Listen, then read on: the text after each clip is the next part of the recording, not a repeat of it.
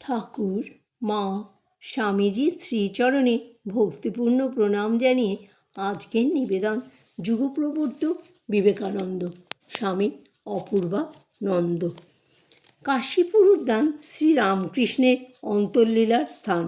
ঠাকুর তার দেহের অসুখকে অবলম্বন করে বহু নরনারীর আধ্যাত্মিক চেতনা সম্পাদন করেন।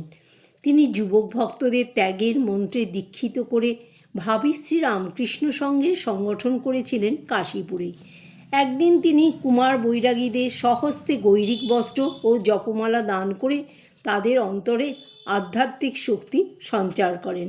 এই ঘটনাটি তাদের ভবিষ্যৎ জীবন সম্বন্ধে বিশেষ ইঙ্গিতপূর্ণ। শ্রীরামকৃষ্ণ মহাপ্রস্থানের জন্য প্রস্তুত হচ্ছেন। তার নরলীলার কাজ শেষ হয়ে এসেছে। ত্যাগী শিষ্যদের জীবন গঠনের দিকে তার একমাত্র দৃষ্টি। শারীরিক অসুস্থতার কথা ভুলে গিয়ে তিনি ঘণ্টার পর ঘণ্টা সকলকে নানা ধর্ম উপদেশ দিচ্ছেন এবং সাধন ভজনে করছেন নিয়োজিত। দিবারাত্র ঠাকুরের সেবায় যুবক ভক্তদের একমাত্র কাজ ছিল না। নরেন্দ্রনাথ রাত্রে ধুনি জ্বালিয়ে সকলকে নিয়ে ধ্যান করেন। শাস্ত্র পাঠে, শাস্ত্র আলোচনায় অনেক সময় ব্যয়িত হয়। ক্রমে তারা বাড়ি যাওয়া বন্ধ করে দিলেন। ভগবান তথাগতের দৃঢ় সংকল্প নিয়ে নরেন্দ্র সাধনে ব্রতী হয়েছেন। মন্ত্রের সাধন কিংবা শরীর পাতন এই পণ। কোনো কোনো রাত্রে গুরুভাইদের কয়েকজনকে নিয়ে চলে যান দক্ষিণেশ্বরে। সারা রাত ধ্যানে অতিবাহিত করে সকালে ফিরে আসেন কাশীপুরে। বুদ্ধদেবের অলৌকিক ত্যাগ, কঠোর তপশ্চর্যা, অসীম করুণা নরেন্দ্রনাথের ধ্যানের বস্তু হলো। বুদ্ধদেব ইহাসানে সুস্বাদু মে শরীরম এই দৃঢ়তা অবলম্বন করে বুদ্ধত্ব লাভ করেছিলেন। তারক ও কালী এই দুই গুরুভাইকে সঙ্গে করে সকলের অলক্ষ্যে নরেন্দ্র চলে গেলেন বুদ্ধগয়ায়। ওখানে বুদ্ধত্ব লাভ করেছিলেন বুদ্ধদেব। নরেন্দ্র বোধিমূত্রতলে 3 দিন 3 রাত্রি ধ্যানে অতিবাহিত করলেন। বুদ্ধদেবের বিশাল হৃদয় ও মহাপ্রাণতা নিয়ে ফিরে এলেন কাশীপুরে। বিশ্বমৈত্রী তার হৃদয় অধিকার করল। নরেন্দ্রের প্রাণের ব্যাকুলতা ক্রমেই বেড়ে চলেছে। তিনি বুঝেছেন যে ঠাকুর নরদেহে আর বেশি দিন থাকবেন না, কিন্তু পরম সত্য লাভ এখনও তো হলো না। তিনি আহার নিদ্রা ভুলে ওই চিন্তায় ডুবে গেলেন।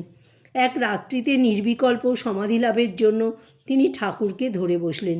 বললেন, আমি সুখদেবের মতো নির্বিকল্প সমাধিযোগে সচ্চিদানন্দ সাগরে ডুবে থাকতে চাই। নরেন্দ্রের ব্যাকুলতা শুনে ঠাকুর বললেন, মার ইচ্ছা হয় তো হবে। ঠাকুরের ওই কথায় নরেন্দ্রের প্রাণ শান্ত হলো না। তিনি আরও অস্থির হলেন।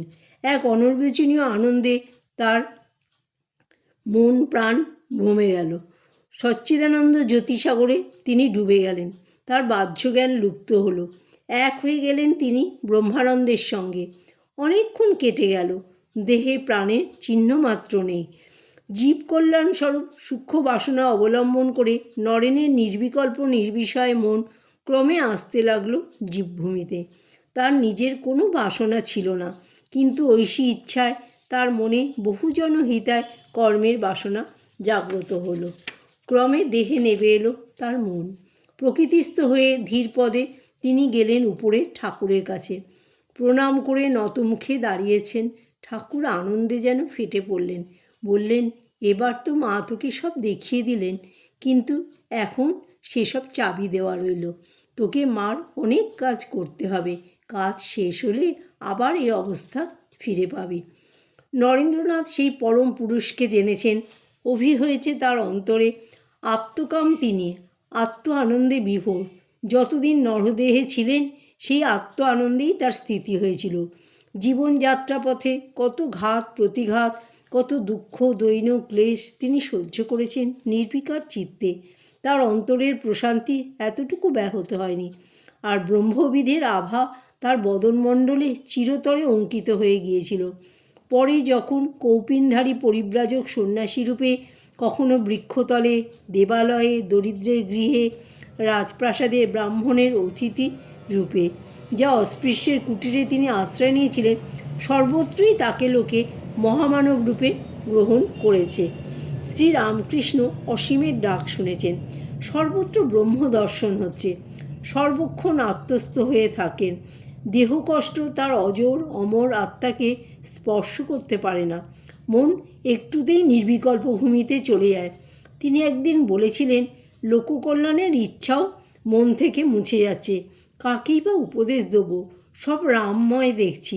সর্বং ব্রহ্মময়ং জগৎ এখন তার সহজ অবস্থা।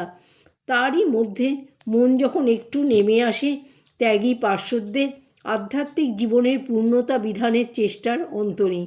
তিনি নানাভাবে তাদের স্বরূপের উপলব্ধি করাচ্ছেন।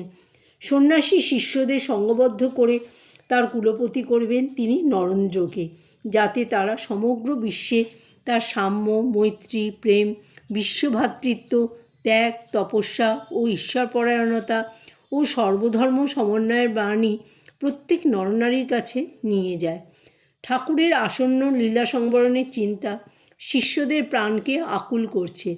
তিনি তার অন্তর্ধানের ইঙ্গিত দিয়ে একদিন বললেন, বাউলের দল এলো, নাচলে গাইলে, যেমনি এসেছিলে তেমনি আবার চলে গেল, কেউ তাদের চিনতে পারলে না।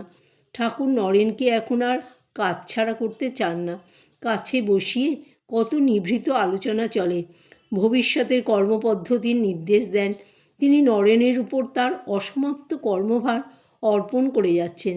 একদিন ঠাকুর এক টুকরো কাগজে লিখে দিলেন, নরেন লোকশিক্ষা দেবে। নরেনকে যেন চাপরাশ দিলেন। নরেন একটু ইতস্তত করে বললেন, আমি ওসব পারবো না। ঠাকুর জবাব দিলেন, তোর ঘাড় করবে। শ্রীরামকৃষ্ণই নরেনের ঘাড় ধরে সব কাজ করিয়ে নিয়েছিলেন। তাই তো তিনি বিবেকানন্দ রূপে বলেছিলেন, I want to be a voice without a form. তিনি ছিলেন রামকৃষ্ণের অমূর্ত বাণী, তার হাতের যন্ত্রস্বরূপ। নরেনকে আত্মসমর্পণ করতে হয়েছিল। নরেন্দ্রনাথকে বিশ্বাস, অবিশ্বাস, দুঃখ, বেদনা ও নানা সংঘাতের ভিতর দিয়ে এনে শ্রীরামকৃষ্ণ নিজের হাতে গড়ে পিঠে বিবেকানন্দ করেছিলেন। শ্রীরামকৃষ্ণের প্রেরণাতেই বিবেকানন্দের বিশ্ব পরিক্রমা, তাও কতকটা নিজের ইচ্ছার বিরুদ্ধেই।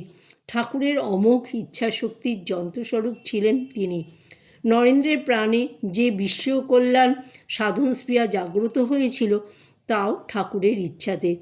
বিবেকানন্দের জন্য জগৎ শ্রীরামকৃষ্ণের কাছে ঋণী। জয় ঠাকুর, জয় মা, জয় স্বামীজি।